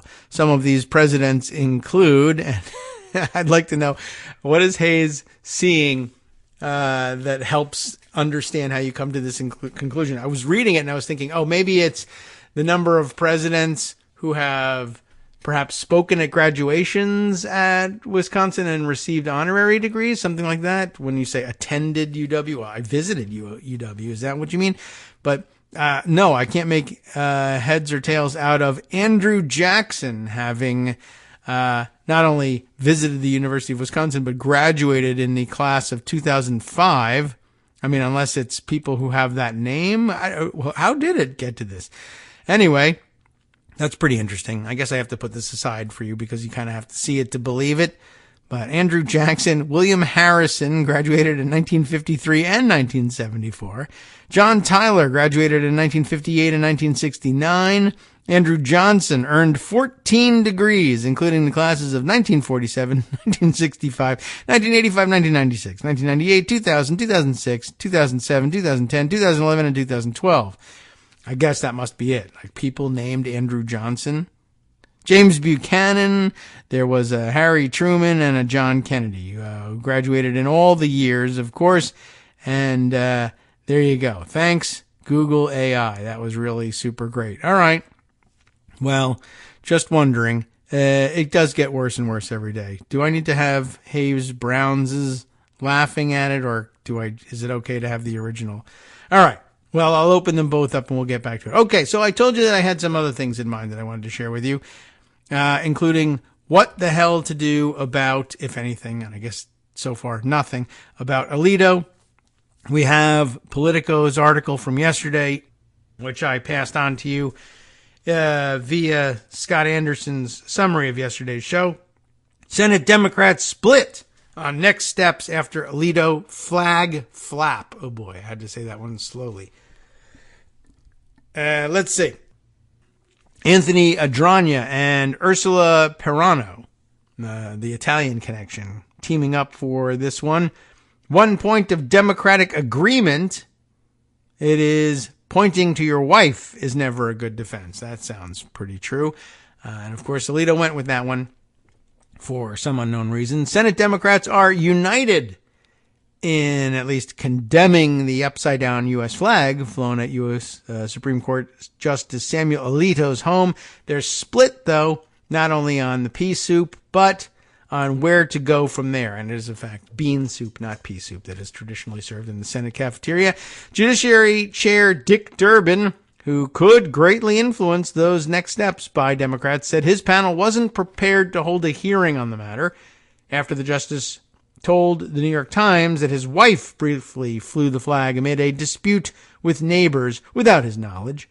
But Durbin and his Democratic colleagues were unequivocal that the episode involving a symbol used by supporters of former President Donald Trump in making false claims about the 2020 election won by President Joe Biden underscored the need for Supreme Court ethics reform and the need for Alito to recuse himself. Except, interestingly, those demands aren't likely to get anywhere further down the line than any hearing into the incident itself at the Judiciary Committee. So you might as well just have the splashier of the two. Anyway, I don't think there's much to be gained with a hearing at this point. Durbin, the chamber's number 2 Democrat, said on Monday, I think he should recuse himself from cases involving Trump and his administration. But I don't think there's much gained from saying that. Not much more than saying you ought to have a hearing about the flag. Anyway, not all Democrats feel that way about a hearing, though. Senator Alex Padilla of California, a member of Durbin's committee, said he would like to see an investigation into Alito's conduct. There's no way he was unaware, Padilla said, referring to Alito's statement to the New York Times that the flag was briefly displayed by his wife without his knowledge.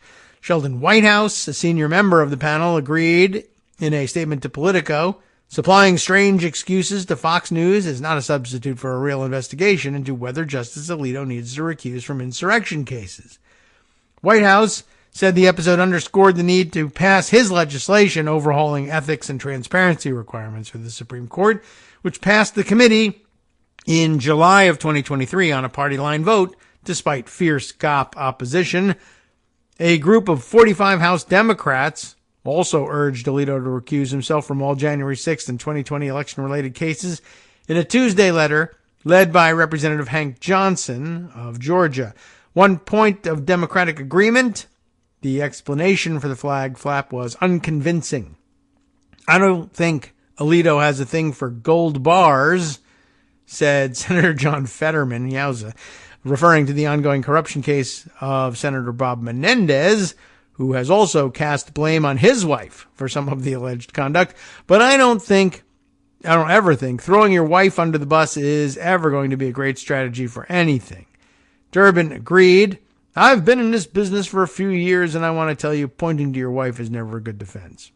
But for Judiciary member Senator Peter Welch of Vermont, the Alito flag episode was just another moment from a justice who has become a top foil for Democrats, particularly after authoring the decision that overturned Roe v. Wade. This is so incidental to all the bad stuff he's done, said Welch. This is terrible. Was it him? Was it his spouse? Who knows? Does it really make a difference? Not to me.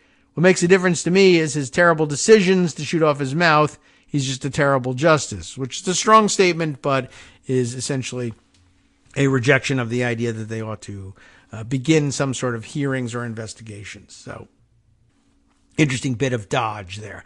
Just thought I would read that and let you know where people who have made statements have come down on it, since I had the article at the ready and shared it with you yesterday, and you might have been wondering, what was it even doing in the summary if you didn't talk about it? Well, now you know. All right, let's see. Here's another, wow, oh my goodness, this is a long read. We'll never get through all of this, but maybe that's something to think about for a Friday. But Radley Balco is writing in his Substack. Is it really? Sometimes Pocket gives you an estimation of how long it's going to take to read through a piece. Sometimes it wildly overstates the number, but no, this looks like, Radley Balco really going to town on the Substack. They would edit him down a bit, I am sure, in the newspaper, but so much the better that he gets to do it his way on Trump's deportation army. I guess he's begun to run the numbers, and then who knows what else, on the Trump plan, if you can call it that. I mean, and it's not something to be dismissed. It's not something he's working on, of course. He's got minions doing the work on this, but his plans to, as you know, deport pretty much everybody. And, up to and including political enemies, but everybody who he thinks is in the country illegally, and maybe also some people who are in the country perfectly legally, or people who are even born here and are natural born citizens, but just look brown enough to be rounded up and tossed out of the country anyway. So you're talking about like 11 to 15 million people. And I've been wondering whether anyone was ever going to run the numbers on it. I mean, it's not the most important point about the immigration plan, so I can understand why we don't focus on it. But just thinking, I mean, just basic logistical things, deporting or doing anything with 15 million people is extraordinarily difficult. Actually physically moving them to another country, I mean, I was just thinking in terms of like, okay, well, how many buses does it take to move 15 million people? And how many gallons of diesel fuel is it in each one of those buses to do it? Do you have that many bus drivers in America? I don't know. It doesn't all have to be done at once, but it's an enormous undertaking. And Radley Balco, I guess, starts with that as a premise and then goes into the other unforeseen consequences of all of this, as others have done too, by the way, just pointing out what would it be like to remove 15 million workers from the American economy, people who are taking jobs that hardly anybody else will consider taking. That would grind things to a halt as well. But this a unique take, but it's estimating the read at 36 minutes, which is, it usually understates how long it's going to take to read through this. So this sounds like an hour with the way we read things here on this show.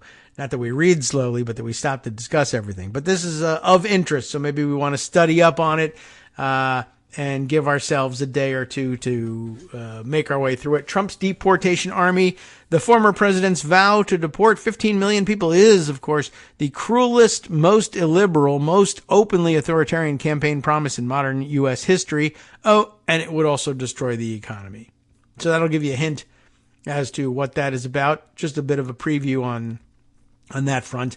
And let's see, here's a interesting little tidbit that I saw shared on social media the other day, along with the comment essentially, and it was from our friend SFDB, who watches, among other things, lots of gun-related stories over the years. And this, the comment being that, some other countries don't actually, have the same liberal attitude, liberal in the lowercase liberal sense, about gun laws. They have different views of firearms and their regulation, and they don't really buy into the American idea of guns for everybody, and it's not really a very big deal. And yes, some sovereign nations take a very different approach to these things, and the result, stories like this one from ABC News. A U.S. delegation has had to travel to Turks and Caicos, another country. Turks and Caicos, after 5 tourists detained over ammunition. So what's happening here, of course, many Republicans going overseas to pressure another government. You can't strictly enforce your law with long periods of incarceration for people who violate your guns and firearms laws. In America, we don't do that. I know, but this is not America. The ammunition charges apparently carry a minimum 12-year sentence in prison if you're convicted. But that's their right as a sovereign nation to do this sort of things. Alison Pecorin and Meredith Deliso have teamed up to put this report together. A congressional delegation traveled to Turks and Caicos. And you know where that is? It's Caribbean nation, right? It is Caribbean, isn't it? Yeah, I mean, it's certainly in the general area, but it's like a, southern Caribbean. It's a decent ways away, but small collection of islands. There's more than one, I think. So anyway, Turks, not a big enough island to become a country of its own. Caicos, similarly, teaming up as Turks and Caicos. It's one of those, there's a couple of them in the Caribbean, with a collection of islands, and makes for awkward country naming with the and in there. But a congressional delegation has traveled there over the fate of 5 U.S. tourists who are detained there for ammunition charges that carry a minimum 12-year sentence in prison if convicted. They just don't want people smuggling ammunition into the islands. The bipartisan delegation, so there's a Democrat among them, met with government leaders in Turks and Caicos on Monday, where they called for leniency for the Americans who, they said, inadvertently had ammunition in their luggage. And in many cases, that's probably true. You should probably have been caught on your way out of the United States on your way to Turks and Caicos, but they weren't. And it's problematic, and it's an epidemic here in the United States. People are caught every day at airports all around the country with guns, ammunition, various related items that are prohibited in carry-on luggage, etc. Look, you know, one of the tenets of gun safety rules is you're supposed to, you know, keep control of these things at all times. Yes, the firearm itself, sure. And they're not saying there were guns in their luggage. It's just there was ammunition. But again, you know, it's deadly stuff. Maybe you want to take care with what you've got in your luggage.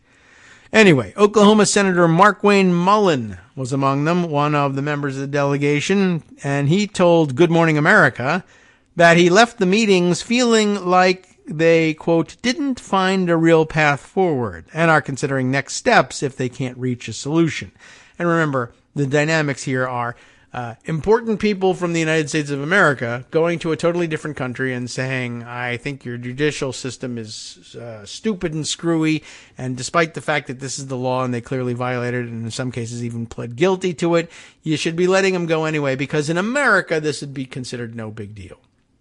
Which, you know, it's true. And if it were some other item, I guess it would be a little easier to understand it's no big deal. But if it was drugs, for instance, you know, sorry, some countries have zero tolerance policies about that.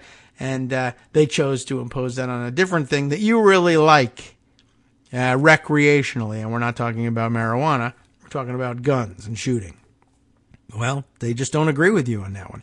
Anyway, I felt like they were doing their job, which they were, which is representing Turks and Caicos. Oh, no, of course they were doing that. We went there doing our job, representing the United States with real concerns. Ah, I see. They were representing Turks and Caicos with fake concerns, whereas you were representing the United States and real concerns. Gotcha. I mean, you have currently 5 Americans being charged, and among them all, they had less than 20 bullets. So they violated the law 20 times over is another way of looking at it. Anyway, in addition to Mullin, the U.S. delegation included Senator John Fetterman, He's the Democrat who went. He's, of course, from Pennsylvania. And Representatives Guy Reschenthaler of Pennsylvania, Bob Good of Virginia, Josh Brechin, maybe Brecchen of Oklahoma, and Michael Cloud of Texas. I believe I've actually heard his name before. All of whom have constituents who are among the detained Americans. Fetterman said he left the meeting feeling optimistic that we can get this resolved. We had the opportunity to meet each of the detained Americans who are in good spirits but want to go home, Fetterman said in a statement. These people did not set out to break the law. They are people who made a mistake and now face substantial time in prison because of it. Well, yeah. As we articulated to TCI officials, I urge the court to be lenient when addressing this case. Which is a possibility. They can do that.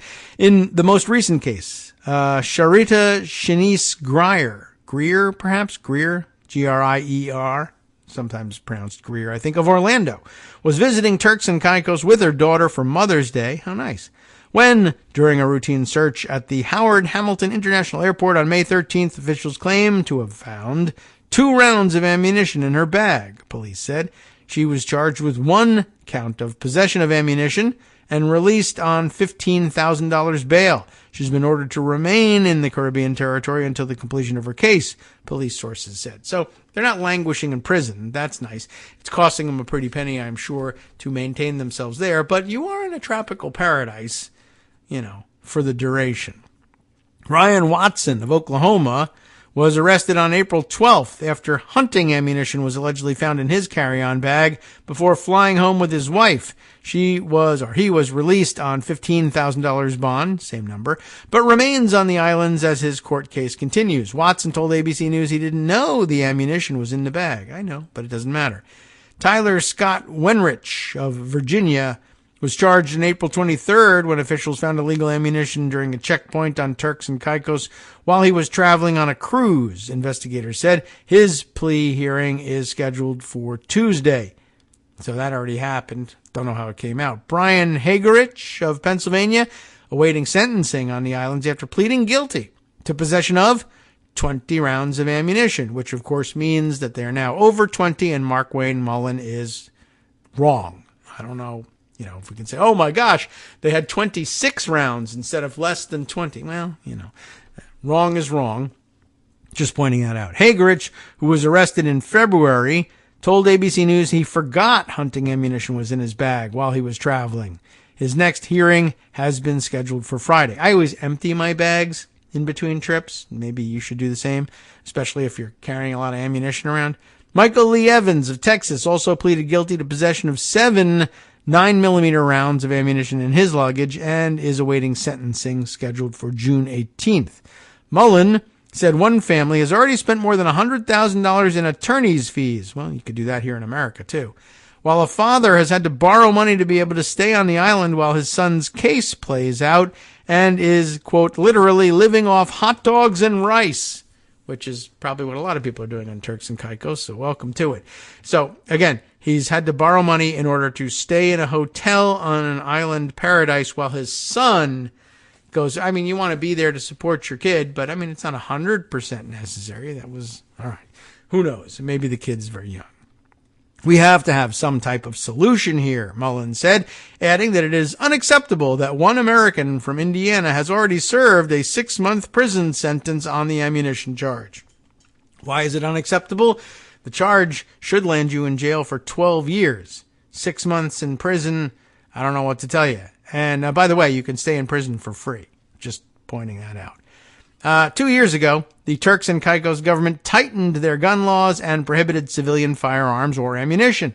If convicted, offenders are sentenced to a minimum of 12 years in prison. Look, if guns and ammunition are outlawed, well, only outlaws will have ammunitions and guns in Turks and Caicos. Well, they are their own country. Mullen said they were pushing for Turks and Caicos officials to have more leniency when it comes to people mistakenly traveling with ammunition. In other words, there should be a loophole. If you say it's a mistake, they should let you go. Okay? No. We thought we could find some type of common ground to separate the two ones with intent and ones with no criminal intent, Mullen said. We weren't able to get to that conclusion, so their whole point was that let the system work. Well, you're going to have to. It's not your system. There's room for leniency. I don't see why you can't ask for that. That could become part of the law there. Mullen said the next step might be warning American citizens about traveling and doing business in Turks and Caicos. I don't think we're to that point, but if we can't come to a solution, that's the next option for us, he said, by which they mean not warning people, well, if you're going to Turks and Caicos, make sure you're not bringing any guns or ammunition. Empty your bags. Check everything. Make sure you're not bringing contraband. Oops, I forgot. What's the difference? Oops, I forgot there was heroin in my bag. It happens, right? I don't know. You can forget anything in your bag. And of course, things could, there could be circumstances where you really didn't know anything about it, whatever. But, let that play out in court. See what you can do. What he's saying, though, is not warning people to check your bag carefully. What they're saying is we're going to put out a State Department warning saying Americans should be wary of traveling to Turks and Caicos. And that's not really true. It's just Americans should be wary of whether or not they have ammunition in their bags. That should always be the case. You always track your weapons. Anyway, following the meeting with the congressional delegation, the Turks and Caicos governor's office said in a statement that the government has clear laws prohibiting the possession of firearms and or ammunition, and strict penalties are in place to serve and protect all who reside and visit the Turks and Caicos Islands. This is the sort of plain language legislation on one page that Republicans are always saying ought to be the case. Right? Not all these loopholes and exceptions and 20-page bills. The office said the government officials appreciated the circumstances for U.S. nationals who find themselves in this position can be difficult, but we are aware that U.S. officials are providing consular support to each of the individuals. Where the court finds there are exceptional circumstances, the sentencing judge does have discretion under the law to impose a custodial sentence, and a fine that are fair and just in the circumstances of each case, the governor's office added. So, let the system work, I guess. Anyway, just thought that was an interesting observation on what happens under a different system where other people in other parts of the world are able to make their own independent decisions about how to handle justice in their country. What a travesty, right? Okay. Well, let's wind things up here. Oh, my goodness. Wait a second. I don't know if I'm going to be able to get through all of this. Probably not. This is an interesting thread, but we are coming up to the end of the show here, so we'll save this one for later as well. Oh, and it occurs to me, of course, that we have plenty of additional material from Rosalind McGregor that we could be filling this time with, but now I'm worried that we won't get it in before it's time to make our exit for the day. Luckily, we have Thursday and Friday ahead of us. Friday off and a great day for inserting those pieces, but we'll try that one. Maybe we'll try and space it out just a little bit. How about this one? There's a short little bit. I thought it might be of interest procedurally to mention this fact. My own current representative in Congress, Jennifer Wexton, who is retiring from Congress at the end of this term, not seeking re-election and retiring due to health issues, has registered a historic moment on her way out here. It's covered here by 19thnews.org, about which I know nothing, but the headline reads this way: her speech using a voice app made history in Congress and sparked a larger disability conversation. I don't know whether the 19th is, they describe themselves here, an independent nonprofit newsroom reporting on gender, politics, and policy. Interesting. 19th, again, I guess, as in amendment, not 19th hole at the golf course, which refers to the visit to the bar after a round. But some people with disabilities, the subheader reads, hailed Representative Jennifer Wexton's use of text-to-speech technology, but say there is work to be done to advance representation for those who communicate differently.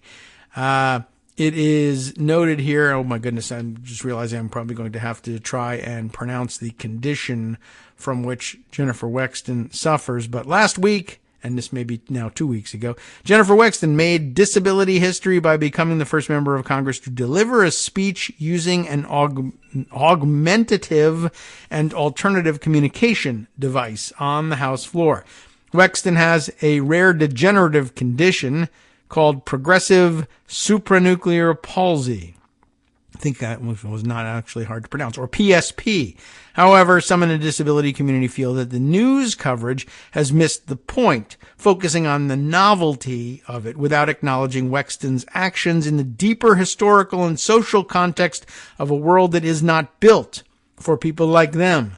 The speech was in support of a bill Wexton introduced to rename a post office in Purcellville, Virginia, after former Secretary of State Madeleine Albright, the first woman to hold the job. The choice to use a text-to-speech device on the floor of the House of Representatives was a no-brainer for me, despite my PSP condition, which has impacted my ability to speak loudly and clearly.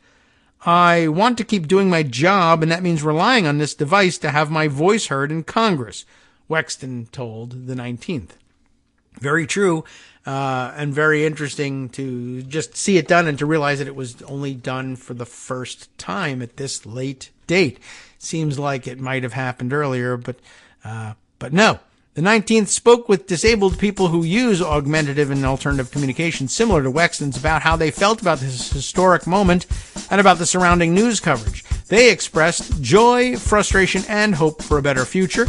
Augmentative and Alternative Communications, or AAC, covers a wide range of practices from temporarily writing out requests while recovering from surgery, all the way to long-term use of the type of text-to-speech app that Wexton relies on, according to the American Speech Language Hearing Association. And an estimated 5 million Americans cannot rely on speech alone to communicate and would benefit from AAC. India Oaks, O-C-H-S, 48, who lives in Annapolis, Maryland, has a speech disability and is a lifelong AAC user. In 2020, she ran for the Anne Arundel County School Board in Maryland. She didn't win, but she still broke a barrier and is proud of her foray into local politics. That is something of a hurdle, isn't it? I mean, American politics really revolves around speechifying at some level, and it excludes an enormous number of people who have lots to contribute and who have a constituency in need of representation to speak up for from participating in politics. Only now that the technology is readily available, I guess, can they make inroads this way. So interesting to note a historic first on the floor of the House of Representatives. Thanks to Jennifer Wexton for that one. You have been listening to Kagro in the Morning with David Waldman. All right. Well, thanks again. As she is my own representative in Congress, I'm well familiar with Jennifer Wexton. Appreciate her service and her courage in taking this on. Time now, though, to hand things over, of course, to Justice Putnam for the West Coast Cookbook and Speakeasy coming up next right here on Netroots Radio. Stay tuned for more. We'll see you tomorrow.